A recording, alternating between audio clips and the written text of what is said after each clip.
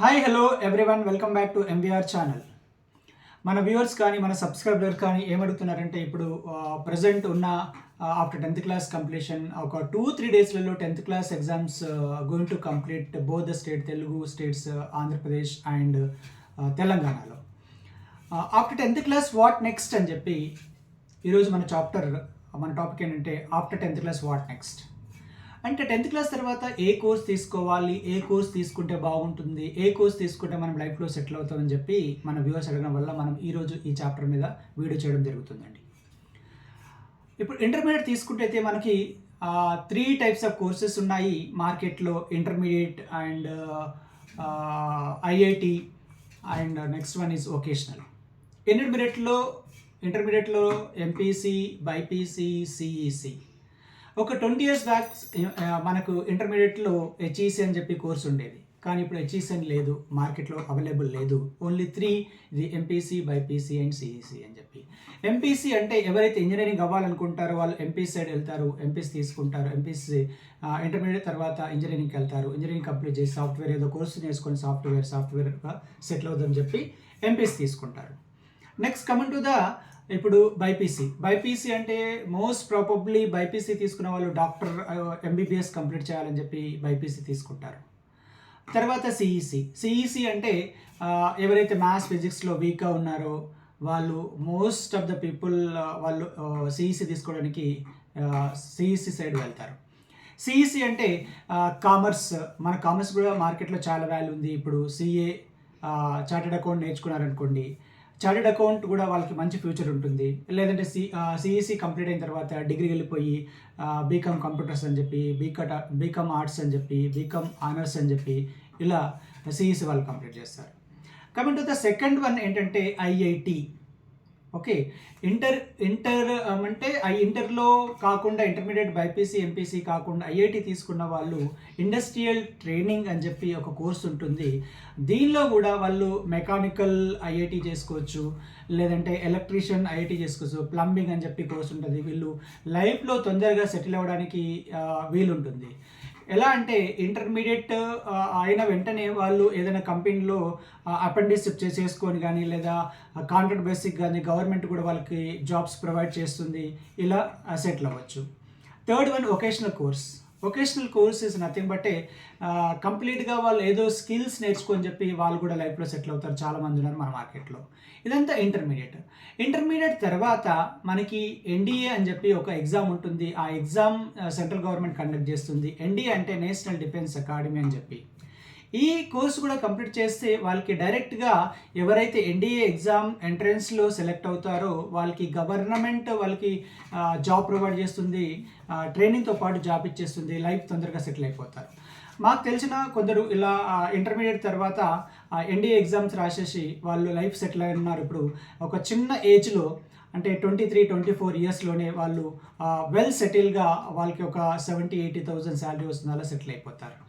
నేనేమంటానంటే ఓన్లీ ఇవే ఎంపీసీ ఏవైతే చేస్తున్నారో అవే కాకుండా మార్కెట్లో వేరే కోర్సెస్ కూడా అవైలబుల్ ఉన్నాయి.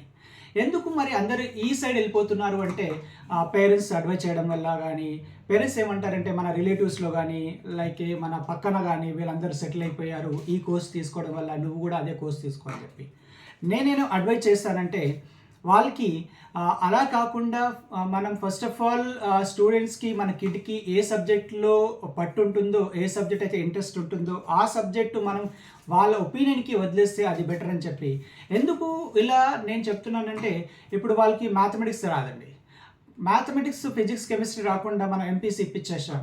ఎంపీసీలో తీసుకొని మన కాలేజ్కి వెళ్ళేసి కాలేజ్లో కొన్ని 2-3 సబ్జెక్టులు ఫెయిల్ అయ్యారు, ఫస్ట్ ఇయర్ కానీ సెకండ్ ఇయర్ కానీ, ఇలా గ్యాప్ వస్తుంది. మేబీ వాళ్ళు సెకండ్ అటెంప్ట్లో అంటే సప్లై ఎగ్జామ్లో పాస్ అయ్యారు, కానీ వాళ్ళకి కంప్లీట్గా సబ్జెక్ట్ వాళ్ళకి పట్టలేదు. అప్పుడు ఏమవుతుందంటే ఆ సబ్జెక్ట్ పట్టలేకపోవడం వల్ల వాళ్ళు డ్రాబ్యాక్స్, వాళ్ళకి ఏంటంటే కంప్లీట్గా వాళ్ళు ఫోకస్ చేయకపోవడం వల్ల వాళ్ళు ఫెయిల్యూర్ అని చెప్పి వాళ్ళకి వచ్చేస్తుంది, నెగిటివ్ ఫీలింగ్ వచ్చేసి వాళ్ళు సక్సెస్ అవ్వలేరు.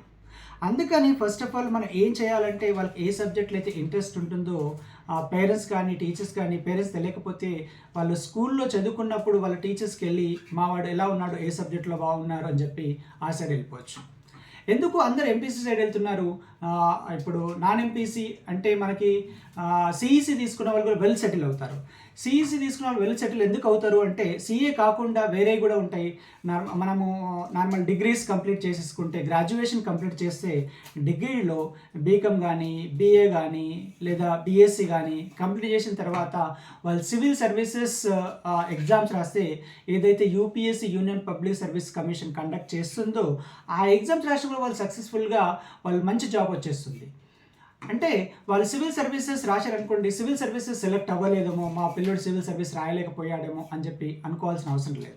వాడు సివిల్ సర్వీసెస్ ప్రిపేర్ అవుతే సివిల్ సర్వీసెస్ కాకుండా స్టేట్ లెవెల్లో ఏవైతే పబ్లిక్ సర్వీస్ కమిషన్ ఉంటాయి స్టేట్ లెవెల్లో, ఎవ్రీ స్టేట్ లెవెల్లో, ఇప్పుడు మన తెలంగాణ స్టేట్లో తీసుకోండి టీఎస్పీఎస్సీ అని చెప్పి, ఏపీలో తీసుకోండి ఏపీపీఎస్సీ అని చెప్పి, ఆంధ్రప్రదేశ్ పబ్లిక్ సర్వీస్ కమిషన్ అని చెప్పి ఉంటుంది. ఇక్కడ ఈ పబ్లిక్ సర్వీస్ కమిషన్స్ కూడా ఎవ్రీ స్టేట్కి, నాట్ ఓన్లీ తెలంగాణ, ఆంధ్రప్రదేశ్, వేరే స్టేట్స్ కూడా పబ్లిక్ సర్వీస్ కమిషన్ అని ఉంటాయి. వీళ్ళు కండక్ట్ చేసే ఎగ్జామ్స్ లైక్ గ్రూప్ 1 లేదా గ్రూప్ 2, గ్రూప్ 3, గ్రూప్ 4 అని చెప్పి ఎగ్జామ్స్ ఉంటాయి. నేనేం చెప్తానంటే వాళ్ళు సివిల్ సర్వీసెస్ సెలెక్ట్ అవ్వకపోయినా ఎయిదర్ లైక్ గ్రూప్ 1 కానీ, గ్రూప్ 2 కానీ, గ్రూప్ 3 కానీ, గ్రూప్ 4 కానీ సెలెక్ట్ అవుతారు. వీళ్ళకి గవర్నమెంట్ జాబ్ వస్తుంది, లైఫ్ ఈజీగా సెటిల్ అవ్వచ్చు. ఎందుకు ఇలా చెప్తున్నామంటే కొందరు పేరెంట్స్కి అవగాహన ఉండకపోవచ్చు. అన్ఎడ్యుకేటెడ్, ఈవెన్ ఎడ్యుకేటెడ్ పీపుల్ అయినా వాళ్ళకి ఏ కోర్స్ తీసుకోవాలా అని చెప్పి వాళ్ళు కన్ఫ్యూజన్లో ఉన్నప్పుడు వాళ్ళ చిల్డ్రన్స్కి ఎవరు చెప్తారో, పక్క వాళ్ళు చెప్తారో ఎడ్యుకేటెడ్ పీపుల్ మేము ఏం చదివించాలని చెప్తే నార్మల్లీ మనం ఏం చెప్తామంటే మార్కెట్లో ఏదైతే డిమాండ్ ఉందో ప్రజెంట్ ఎంపీసీ తీసుకోమని చెప్పండి, ఎంపీసీ తీసుకుంటే వాళ్ళ లైఫ్ సెటిల్ అయిపోతుందని చెప్పి ఎంపీసీ సైడ్ వెళ్ళిపోతాడు వాడు. తర్వాత ఎంపీసీ కంప్లీట్ చేసిన తర్వాత ఇంజనీరింగ్ చేస్తారు, ఏదో కాలేజ్లో ఇంజనీరింగ్ కంప్లీట్ అవుతుంది, కానీ వాళ్ళకి జాబ్ రాదు. ఎందుకంటే మనం ఇప్పుడు చూస్తున్నాం, ఒక 100 పీపుల్స్ తీసుకుంటే దానిలో 95 పీపుల్ ఇంజనీరింగ్ చేస్తున్నారు. ఇప్పుడు ఓన్లీ తెలుగు స్టేట్లో తీసుకుంటే ఎవ్రీ ఇయర్ మనకి more than 10 lakh peoples are coming out. అంటే 10 lakhs పీపుల్స్ ఇంజనీరింగ్ కంప్లీట్ చేసి ఎవ్రీ ఇయర్ వస్తున్నారంటే 10 lakhs పీపుల్స్కి జాబ్ రావట్లే. ఎవరినో ఒకరు తీసుకొని మనము వాడికి 10 lakhs ప్యాకేజ్ వచ్చింది ఫర్ యానం, లేదా 20 lakhs వచ్చింది, 30 lakhs వచ్చింది అని చెప్పి ఎగ్జాంపుల్గా చెప్తాం. సత్యం నాదెండ్లను తీసుకుంటారు ఎగ్జాంపుల్, లేదంటే సుందర్ పిచ్చయ్ని తీసుకుంటారు. అందరు సుందర్ పిచ్చయ్య కానీ, అందరు సత్యం నాదెండ్ల కానీ అయిపోలేంగా.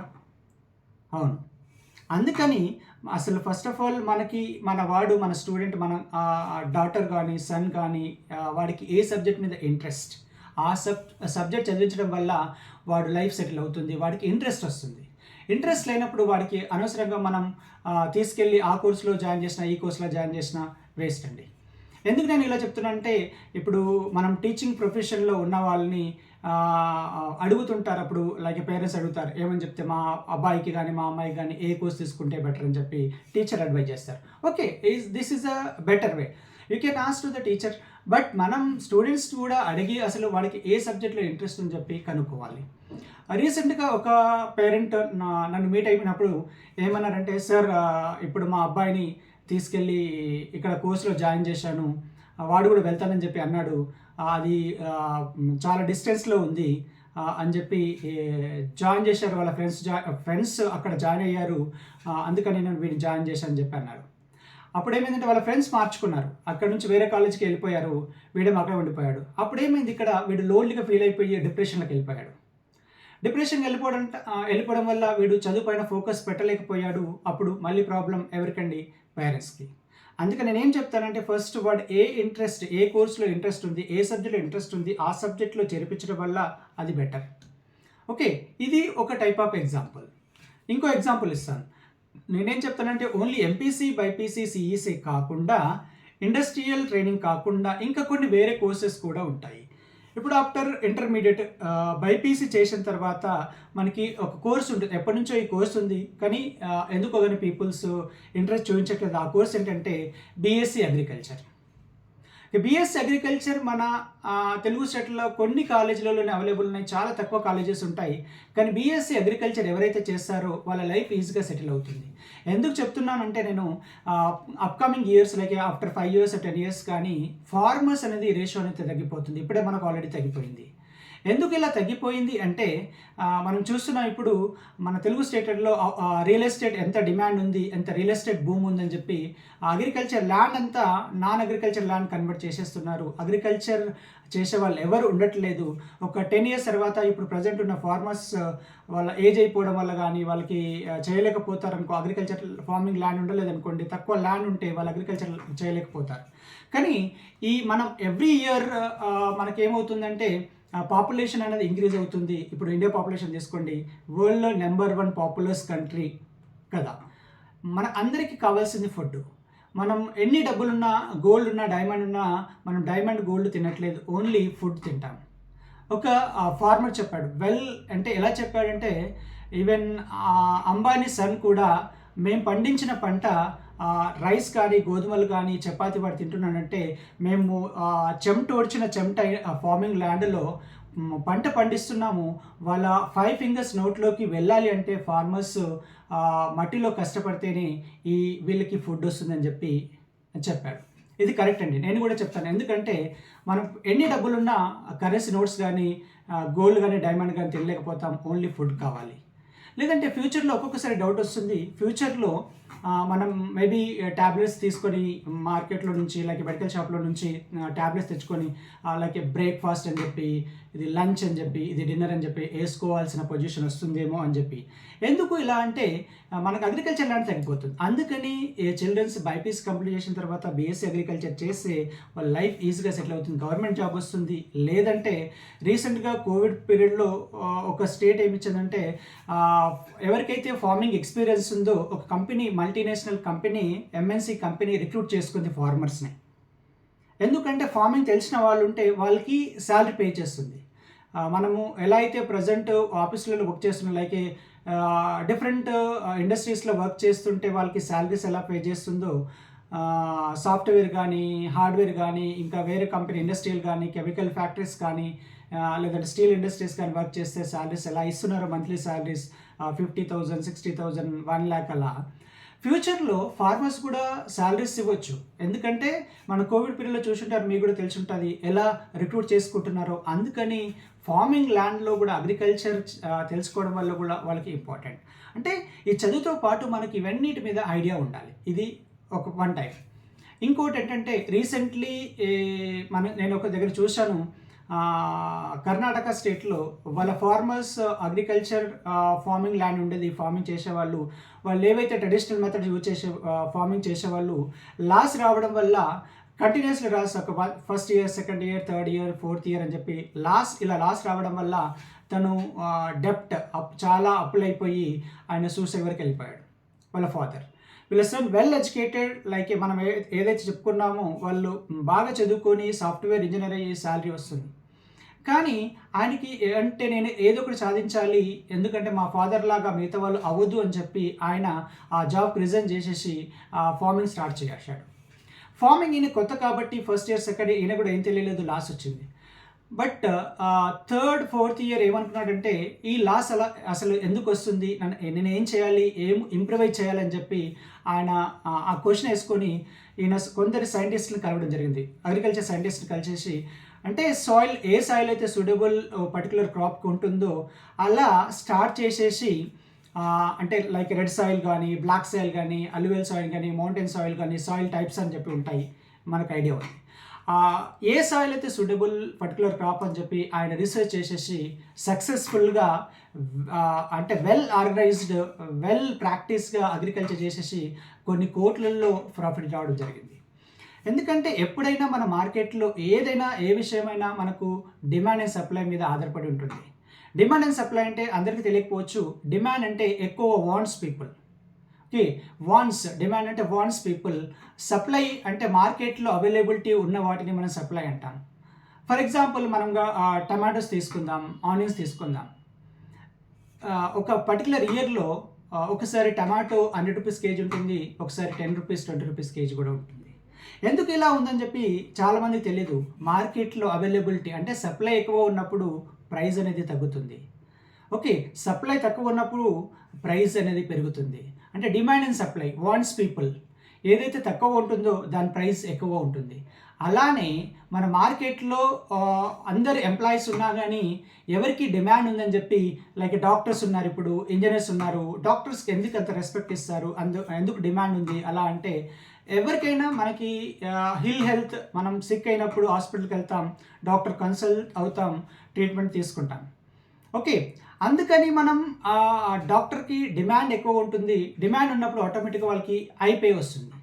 ఓకే, ఇలా మనం దీన్ని బట్టి మనం డిసైడ్ చేసుకోవాలి. అందుకని మనం ఈరోజు మన టాపిక్లో ఏం నేర్చుకున్నామంటే after 10th class what next అని చెప్పి మీరు అందరికీ అర్థమైంది అనుకుంటాను. ఇంకో వీడియోలో మళ్ళీ కలుసుకుందాం. Thank you very much. Please subscribe, like and comment MVR channel.